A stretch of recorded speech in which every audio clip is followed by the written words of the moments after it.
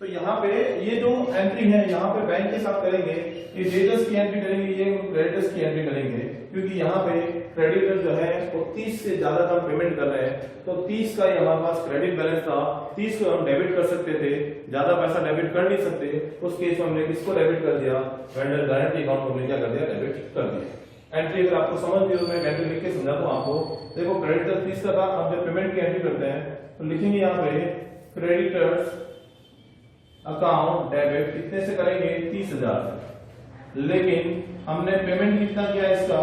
Bank account से 32,000 का, तो ये जो 2,000 का डिफरेंस आया ना, इसका हमने लिखा यहाँ पे वेंडर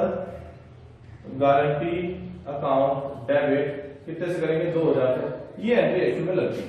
तो यहाँ पे ये एंट्री है, ये 2,000 से हमने यहाँ पे एंट्री लगा दी। तो ये आपके वेंडर पहले गारंटी अकाउंट में ट्रांसफर करते हैं, फिर गारंटी से डेटर्स वाला अकाउंट और गारंटी से क्रेडिटर्स, अगर आपको कम ज्यादा होता है तो उसकी एंट्री लगाते हैं। फिर हम क्या करते हैं कि अगर फ्यूचर प्रॉफिट की अगर वो बात करता है कि साहब कम से कम इतना प्रॉफिट होगा कि 8% का डिविडेंड दे सकते हो, ऐसे केस में अगर आपके प्रॉफिट कम होता है और डिविडेंड का परसेंटेज अगर कम होता है, कि सपोज मानिए 3 साल का उसने दिया था,